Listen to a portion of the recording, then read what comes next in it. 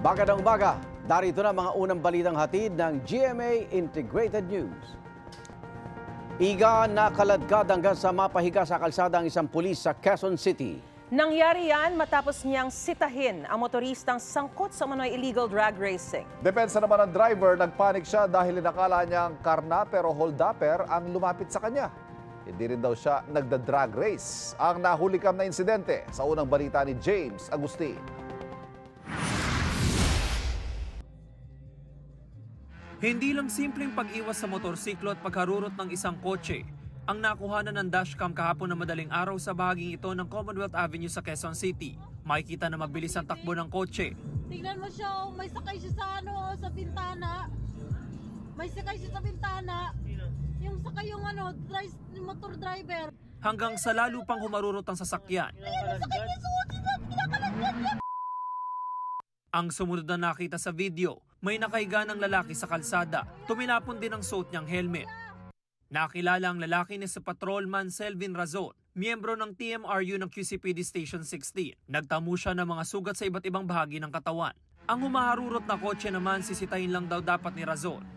Ayon sa QCPD, may mga pulis na nakatalaga sa lugar dahil sa idinulog ng homeowner sa talamak umanong illegal drag racing doon. Nakita nung pulis natin na maingay yung dalawang sasakyan, maingay at mayroon tao sa gitna na may dalawang white towel. So about to start to inaport ang pulis natin. Maayos naman daw kinausap ng pulis ang driver ng kotse at hinanapan ng lisensya. Sa driver's seat niya, kinukuha yung lisensya, itinaas niya yung bintana ng kanyang sasakyan. Naipit yung kanyang kamay hanggang sa hinarurot na ng suspect.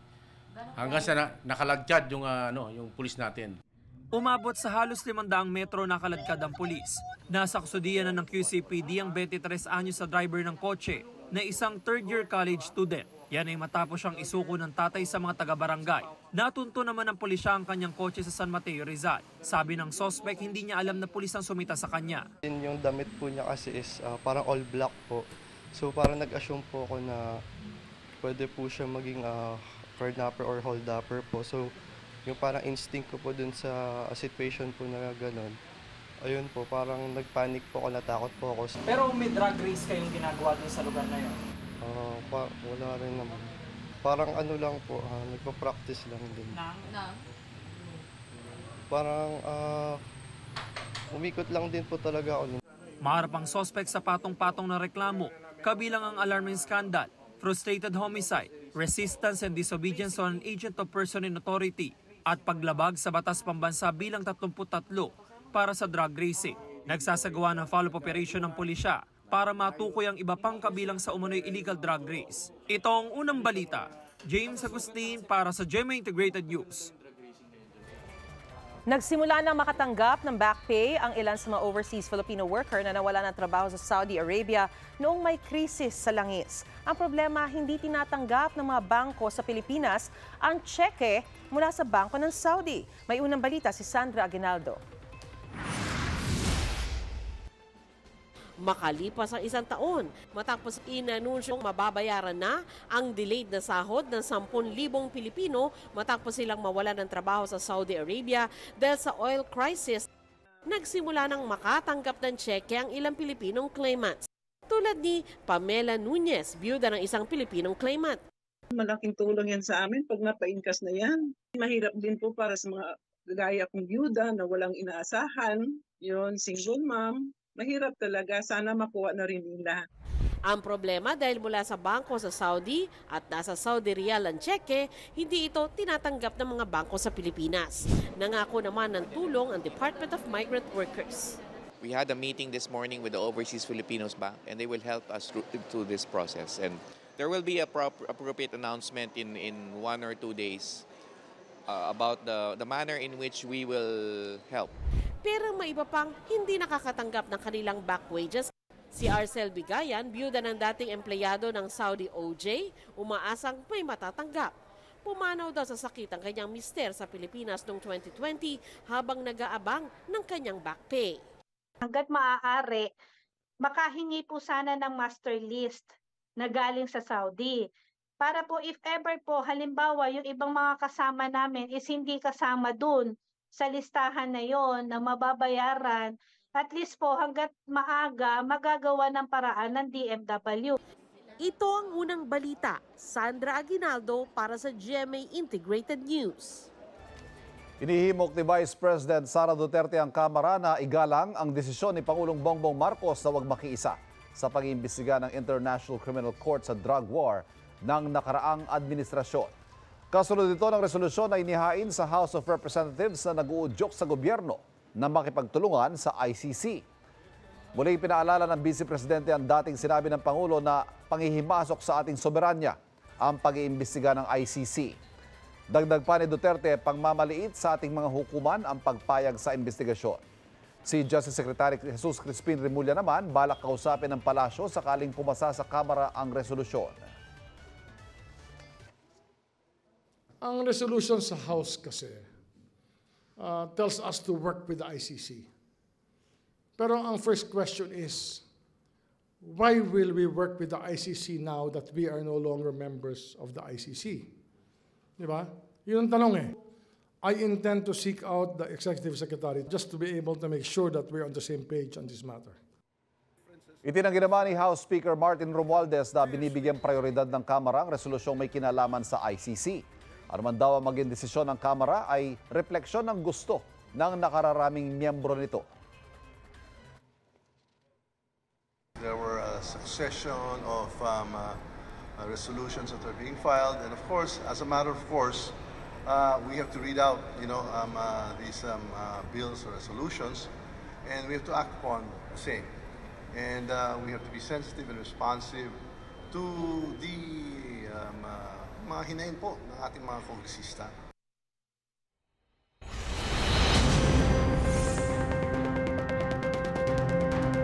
May namataang tumatagas na langis mula sa halos lubog ng cargo vessel ng Vietnam Star sa Calundorang Bay ng Balabac, Palawan. Sa kuha ng drone ng Philippine Coast Guard, makikitang kumalat na ito sa paligid ng barko. Naglatag ng oil boom ang PCG para makontrol ang pagkalat ng langis. Sumisi naman ang kanilang mga diver sa paligid ng barko para tingnan kung saan nagmumula ang tagas. Wala naman daw dapat ikatakot ayon kay PCG spokesperson Rear Admiral Arman Balilo. Ito'y magdi-dissipate under the heat of the sun o kaya dun sa environment ng karagatan. At kung sakali mang may mga ibang klaseng oil tumagas, nakahanda po yung ating mga tauhan sa Marine Environmental Protection Unit. Nasira ang mga kagamitan sa ilang paaralan sa Northern Samar dahil sa malawakang pagbaha. Isang Katarman Central School sa bayan ng Katarman sa mga lubhang nasalanta. Sa pagbisita ng DepEd Northern Samar, tumambad sa kanila ang modules at mga libro na nabalot ng putik. Nasira rin ang mga computer na ginagamit ng mga guro. Ayon sa isang DepEd official, ngayon lang sila nakaranas ng ganoon kataas na baha. Nagtulong-tulong ang mga teacher at estudyante sa paglilinis ng mga classroom. Inilunsad ng isang grupo ang programang Beyond the Bowl para tulungan ang mga batang kapuspalad. Layo nitong lumikom ng pondo para mabigyan ang mga bata ng sapat na pagkain at iba pa nilang pangangailangan gaya ng edukasyon. Yan ang unang balita ni Von Aquino.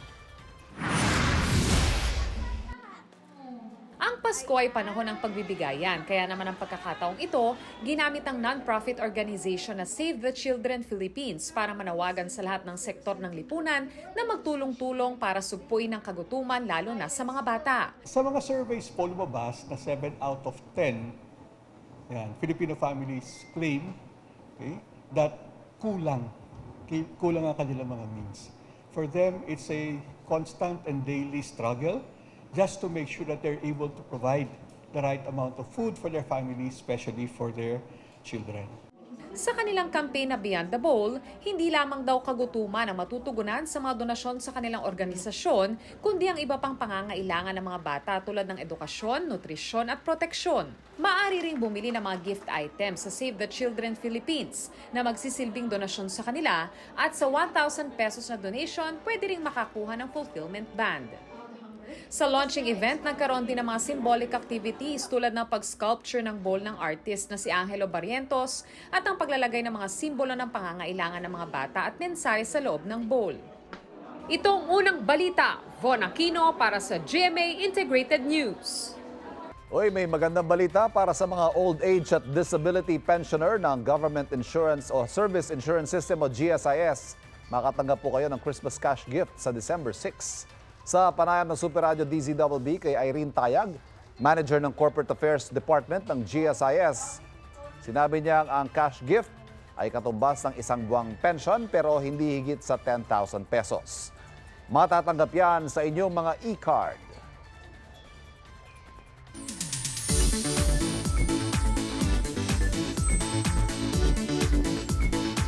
Pinakilala na ang mga bigating Kapuso stars na magsasama-sama sa biggest historical drama series na Pulang Araw. Sila ay sina Barbie Forteza, Sanya Lopez, David Licauco at Alden Richards. Ang Pulang Araw ay tungkol sa mga pangyayari noong Japanese occupation at World War II. Kasama rin sa cast sina Epi Quizon, Angelo De Leon, Rochelle Pangilinan, Aidan Veneracion at Rian Ramos. Ang kwento ay mula sa panunulat ni Suzette Doctolero at idedirect ni Dominic Zapata. Coming from Maria Clara at Ibarra, na parang we really left a mark and really gave a big impact in terms of Philippine history. So now, mas ma-embrace natin ang pagbabalik tanaw sa ating historia. Sana in a way, itong Pulang Araw is maging katuwang or kaibigan nila pag nagsimula kaming umere sa GMA na hindi sila nag-iisa. Alam namin ang mga pinagdaanan nila at nandito kami para bigyan sila ng pasasalamat at papuri para sa mga sakripisyo. I remember my dad talking about it na yung lolo and lola ka daw na-experience daw nila yung mga ganong pangyayari.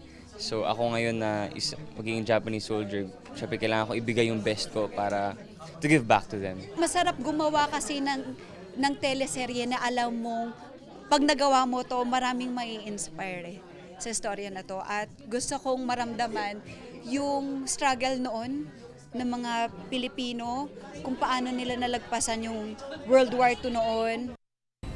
Dismayado ang ilang tsuper sa tugon ng pamahalaan sa kanilang panawagan tungkol sa PUV Modernization Program. Mula sa Pasay, may unang balita live si Darlene Kai. Darlene.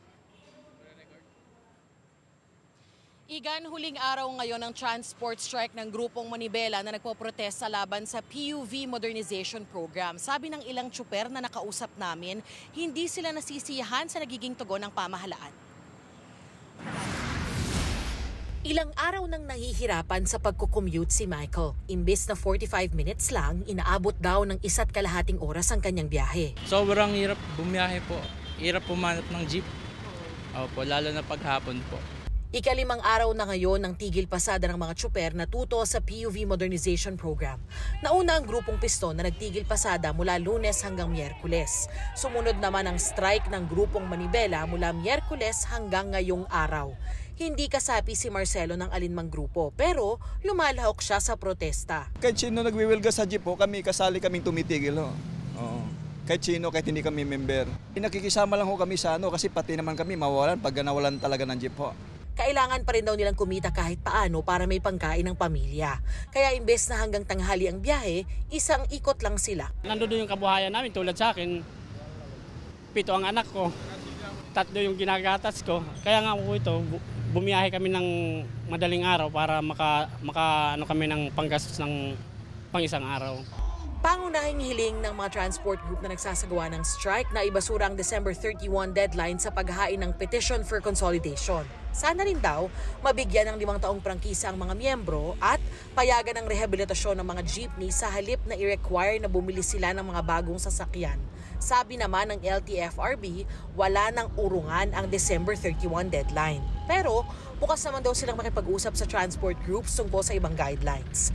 Kaya naman dismayado pa rin ang ilang tsuper na sumali sa tigil pasada nitong mga nakaraang araw. Kulang pa rin. Dahil sa parang ginigipit yata ang mga mga maliliit na mga negosyo gaya nitong mga jeepney. Matapos man daw ang transport strike ngayong araw, tuloy ang kanilang laban at panawagan. Hindi pa naman namin alam yung kung anong resulta sa anong nila. Pero kung utusin lang, kung gaya, itong mga maliliit, gaya sa amin, o paano? Sakali, magkano man lang yung ikuha nila, pang pandaon dun sa bago. O ilang taon namin bayaran.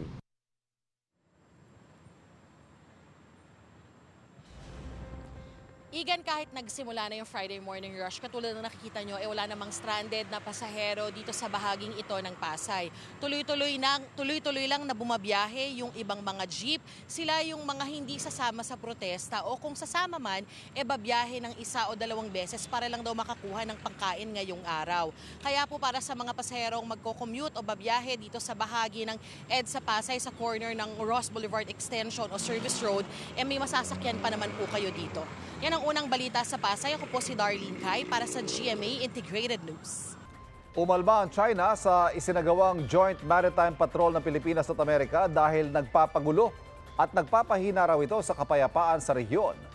Pumalag naman dyan ang Armed Forces of the Philippines at sinabing nasa loob ng Exclusive Economic Zone ng Pilipinas ang Joint Patrol. Samantala, naghain ng Pilipinas ang draft resolution sa Asia-Pacific Parliamentary Forum kaugnay sa issue sa West Philippine Sea.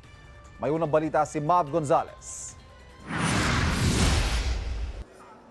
Mahigit 300 delegado mula sa 19 na bansa ang dumating para sa inaugural ceremony ng 31st Annual Asia-Pacific Parliamentary Forum o APPF sa PICC, kabilang ang Australia, Canada, Japan, South Korea, Russian Federation at China. Pagdating sa mga working group, mabibigat na isyu ang pag-uusapan ng mga bansa, kabilang ang sitwasyon sa South China Sea. Naghain ng draft resolution ang Pilipinas para manawagan ng epektibong implementasyon ng Declaration on the Conduct of Parties in the South China Sea. At dapat, sang-ayon daw ito sa international law, partikular sa 1982 United Nations Convention on the Law of the Sea o UNCLOS. Pero sabi ni Senate President Mig Zubiri, hindi pwedeng palaban agad ang Pilipinas sa issue, lalo't narito rin sa pulong ang China. Ang sagot aniya, diplomasya.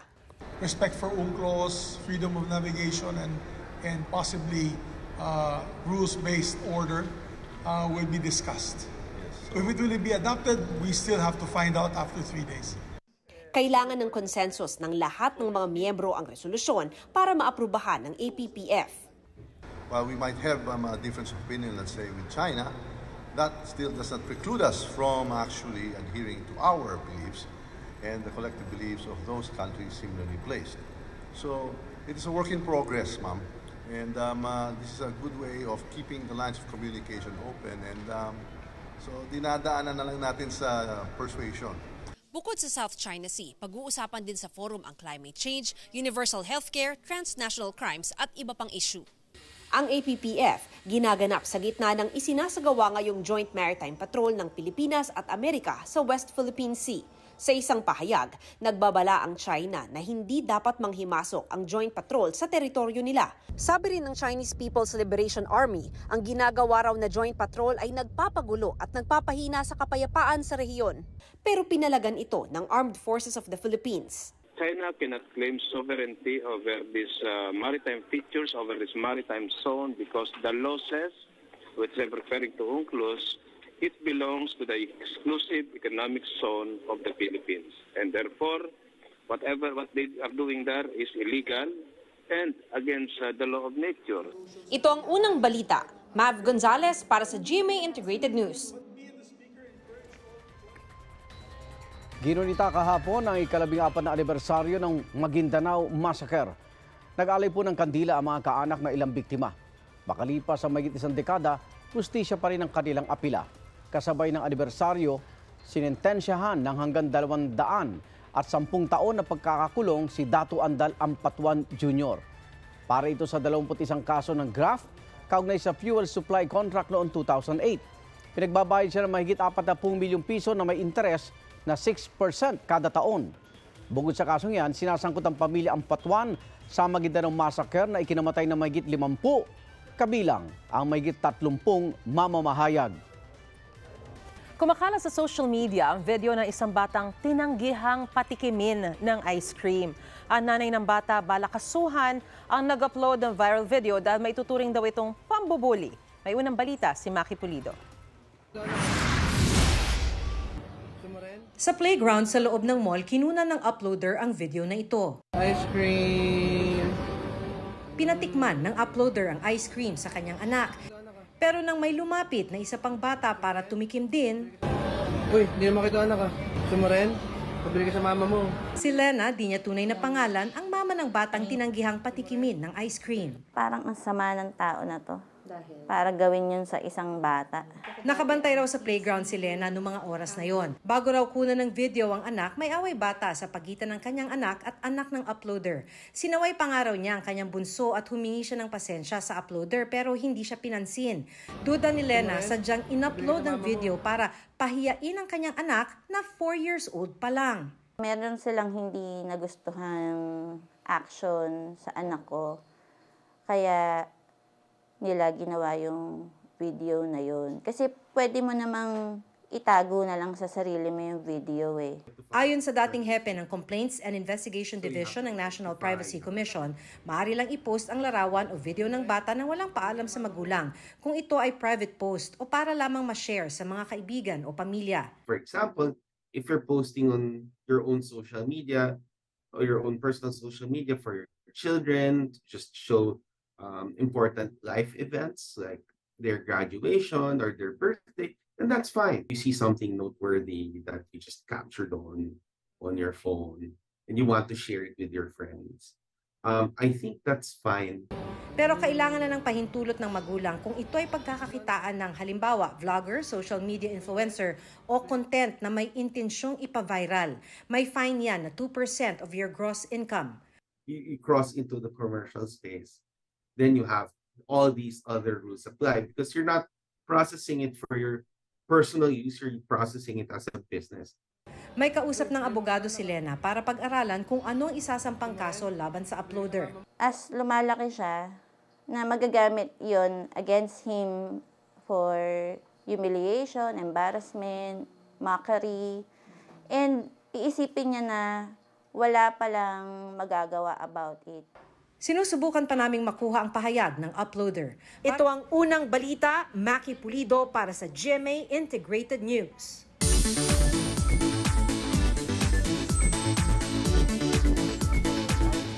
Uy, eto bukas na. As in bukas ang homecoming ni 2023 Miss Universe Philippines Michelle Marquez-D. Pagkatapos ng kanyang stint sa Miss Universe stage, nagpunta muna sa Mexico si Michelle kasama ang ilang candidates para sa ilang activities.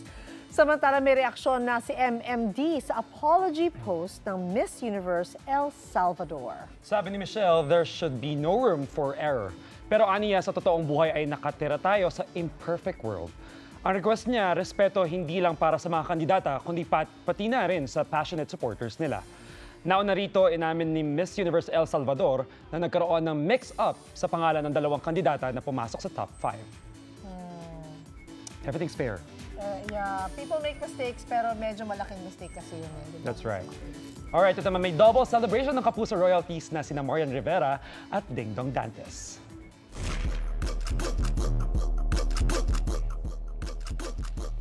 Excited na napa-TikTok sina Marian at Dingdong sa unveiling ng official poster ng pagbibidahan nilang pelikula na Rewind. Ang MMFF movie na ito ang comeback ng Dongyan sa big screen after 13 years. First time din namin nakita lahat ng elemento ng poster and seeing it for the first time na ganito kalaki, grabe. Nakakatuwa na may event talaga for this kasi para sa amin, ganito talaga kahalaga yung project na to. Yung poster na ito, ang daming sagisag, ang daming mga meaning talaga behind kung anong storya yung ipapalabas namin.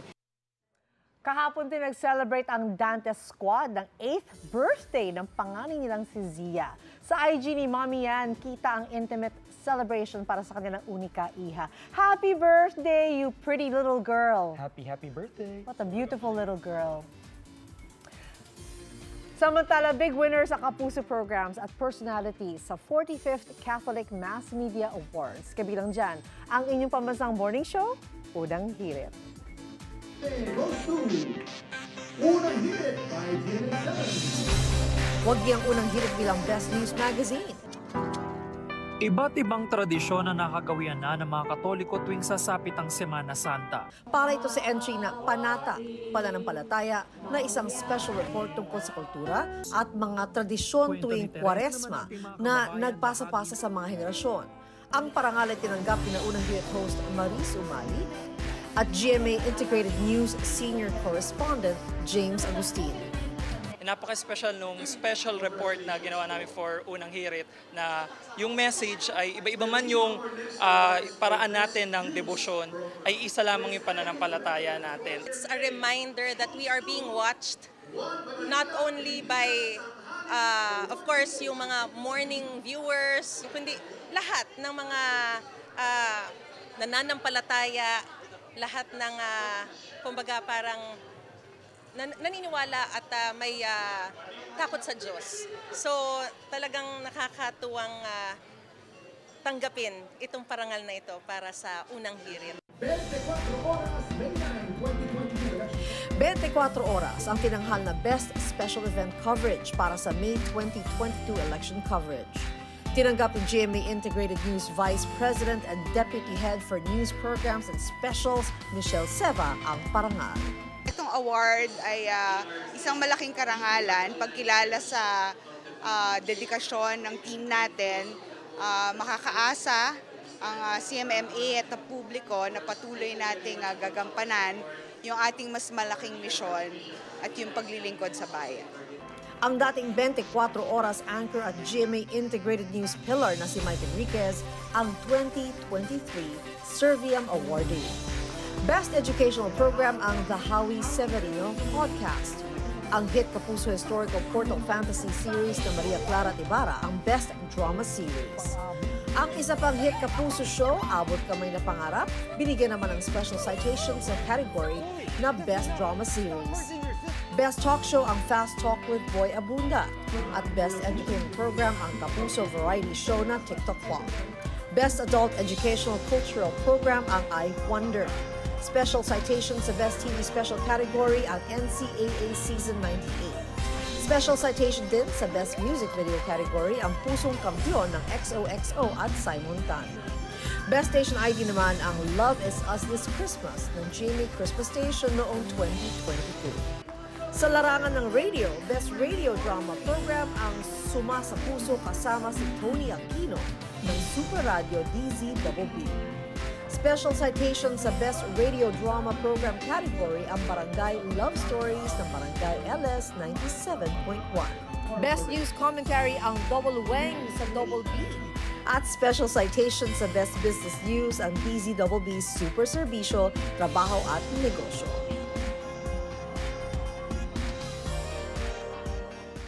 Congratulations! Samantala, kompleto na ba ang Christmas decoration nyo ngayong isang buwan na lang Pasko na? Kung hindi pa, maki-Christmas shopping tayo kasama si James Agustin. James, saan ba maganda mag-shopping? Ivan, kung gusto ng mga kapuso natin na makamura at makabili at marami mapagpipilian na Christmas tree at Christmas decors, walang iba po yan kung hindi dito sa Dapitan Arcade sa Quezon City. Iba't ibang klase ng Christmas tree ang mabibili at mapagpipilian. Ang presyo depende po sa laki, kulay at disenyo. Ang 5 feet nasa 1,000 pesos hanggang 2,000 pesos. May 6 feet na Christmas tree na 1,500 pesos hanggang 3,000 pesos. Kung gusto naman mga kapuso natin, ang 8 feet ay 2,500 pesos hanggang 5,000 pesos. Pinakamalaki naman, Ivan, yung 10 feet na Christmas tree na mabibili mula 6,000 pesos hanggang 9,000 pesos. Sari rin po yung mga Christmas balls na 250 pesos hanggang 500 pesos depende sa laki at dami. May mga Christmas ornaments din, syempre. May 3 for 100 pesos depende sa disenyo. Ang parol naman po na gawa sa kapis, meron din dito na 800 pesos yung pinakamaliit hanggang 3,000 pesos. Sabi ng mga nagtitinda, mas maaga sila nagbubukas dahil sa dagsa ng mga mamimili. Hindi naman daw sila nagtaas ng presyo. Samantala, Ivan, ngayong umaga makikita natin talaga na yung mga dikit-dikit na tindahan dito sa Dapitan Arcade ay maaga sila nagbukas at marami din na mga mamimili na maagang nakikipagtawaran na dito. At sabi sa atin ng mga nagtitinda, karaniwan daw talaga nagtatraffic dito sa area na ito. Doon sa bahagi ng kabila ng kalsada, nandiyan yung mga Christmas ornaments. Samantalang dito naman sa tawid ay nandito naman po yung mga Christmas tree. Tulad halimbawa, nito ipapakita natin na 10 feet po ito na Christmas tree. Ito yung usual na nakikita natin at wala pang disenyo. Ang presyo po niyan ay nasa 10,000 pesos. Pero maaaring makipagtawaran yung mga kapuso natin, maaaring bigay po sa inyo yan ng hanggang 9,000 pesos ayon dun sa nagtitinda. Depende na lang kung gaano sila kagaling tumawad. So ano pa hinihintay ng mga kapuso natin? Dalhin nyo lamang po yung budget nyo. Makakamura kayo at makakatawad dito sa Dapitan Arcade sa Quezon City. Yan muna yung latest. Ako po si James Agustin para sa GMA Integrated News. Pauna ka sa mga balita. Bisitahin at mag-subscribe sa GMA Integrated News sa YouTube. Sa mga kapuso abroad, samahan nyo kami sa GMA Pinoy TV at sa www.gmanews.tv.